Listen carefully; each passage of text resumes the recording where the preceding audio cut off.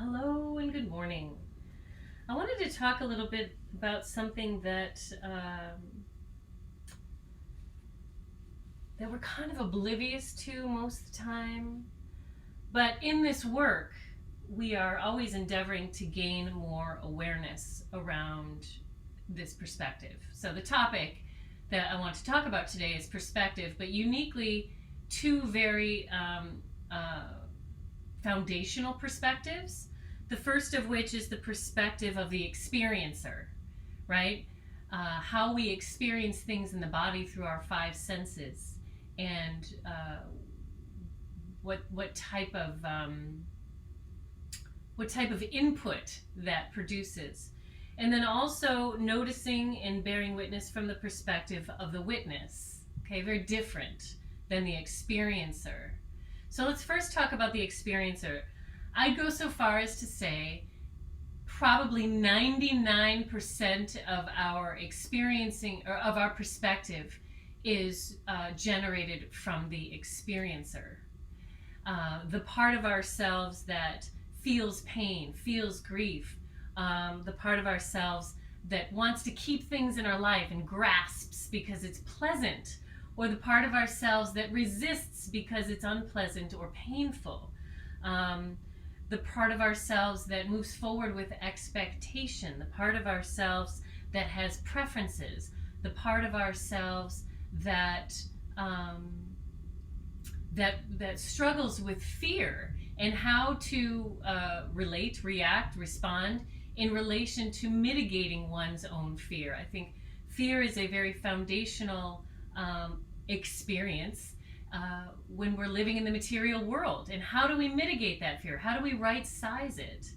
And so when we notice from the perspective of the experiencer, we're very much inundated in the stuff of the material world. We're very much inundated in the experience of the body. We're very much inundated in the survivalistic self, right? Because we're so identified with the body, and there's a part of ourselves that constantly sees the frailties of the body, right? Whether it's because we work too hard on a particular day and we're worn out and exhausted, or when we get worn out and exhausted and we don't listen to our bodies, we get sick.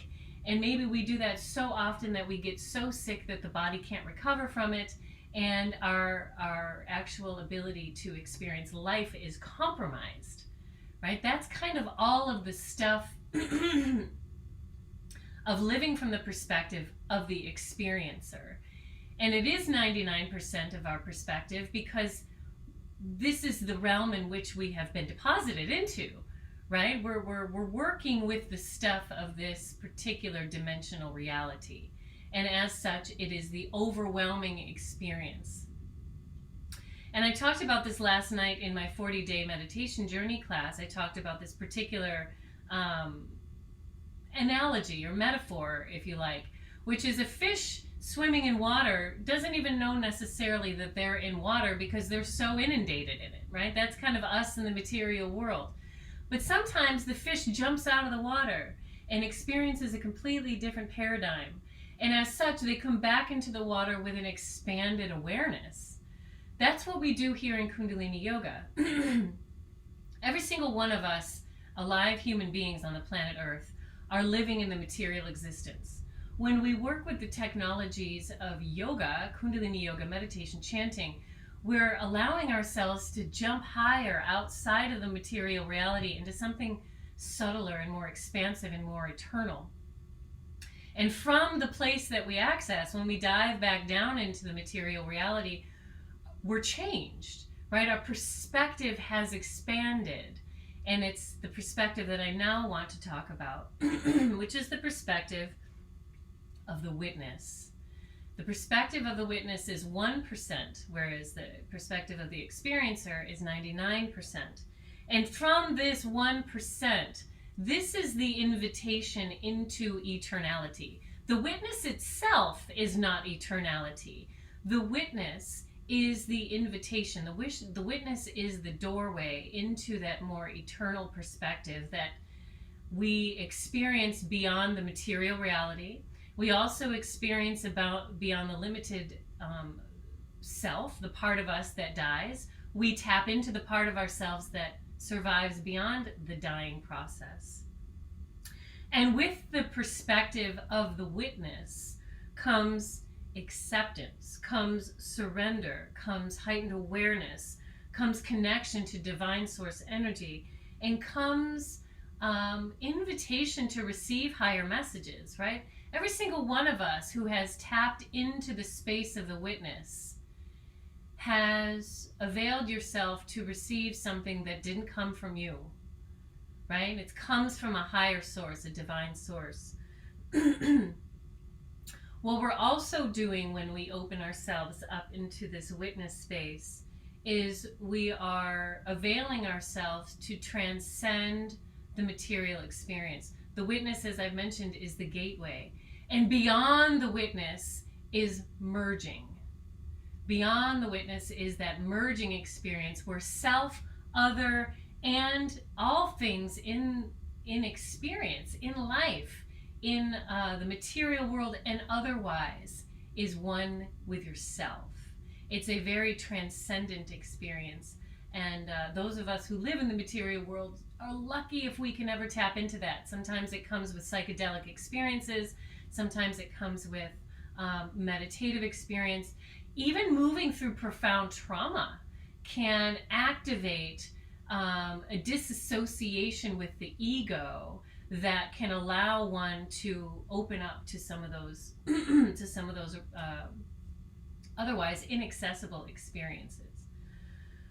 So today I'd like you all to remind yourselves to open yourself up to the perspective of the witness as often as you can, right? When you feel yourself being caught, right? Grasping, resisting, being in fear. The first way to get there is by way of breath control, as we all know through the practice of yoga. Breath control can be enacted through pranayama, it can be enacted through chanting a mantra, it can be enacted through just literally bearing witness to the inhale and the exhale. And that, again, opens up the experience of the witness. So today's Kriya set, we're going to be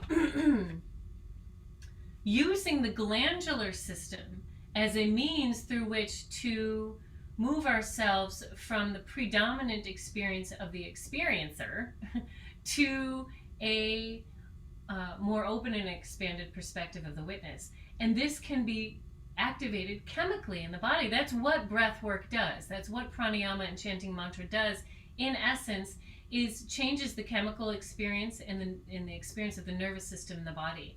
We're going to be not only doing this with breath, we're going to be doing it with mantra, and we're going to be doing it with kriya.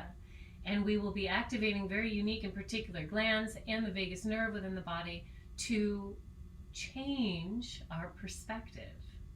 Okay, and this is why we always feel so good when we come out of here, because our perspective has reclaimed awareness with the witness. All right, let's start with Sufi circles.